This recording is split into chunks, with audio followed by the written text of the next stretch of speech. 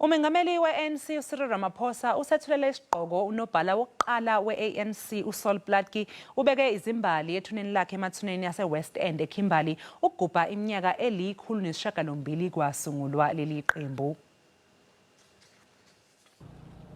Bekuhlonishwa iqhawe elasungula iqembu lezombusazwe elidala kunawo wonke eAfrika. uMengameli uCyril Ramaphosa uthi kufanele kuhlonishwe impilo kanye neqhaza lika Sol Plaatje unxenxe abantu ukuthi bazame ukubonela kuPlaatje nowalwela ukulingana kanye nelungelo labantsundu lokuba nomhlaba. We are going to make sure, following the resolution that we adopted at our 54th conference, that the dreams and the aspirations that Sol Plaatje and his ilk at the time felt and had will be realized when we do indeed move much faster, much deeper with the land reform process.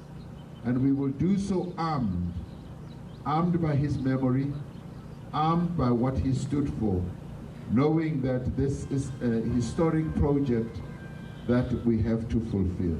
Umcimbi wokubeka izimbali awuzange ube ngaphandle kwehibe njengoba ngomgqibelo amalungu omndeni ayithukuthele asusa ucingo olwalufakwe ethuneni lika Plaatje. Umndeni usola umnyango wezobuciko namasiko eNorthern Cape ngokuthi awuzange uxoxisane nawo ngaphambi kokufaka lolu cingo, kepha amanye amalungu omndeni athi azozama ukuxazulula isimo. We're having delegation from the family from the Free State. We're having delegation from Northwest. We're having delegation in the Northern Cape.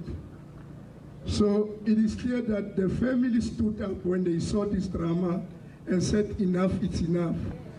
This icon does not belong to us, but this is a world icon. Moreover, this is the father of the ANC. Abaholi beANC bankanise ezingxenyeni ezehlukene zalesa sifundazwe beqhuquzela izakhamuzi ukuba zibe ingxenye yomgubho waleli qembu ngomgqibelo.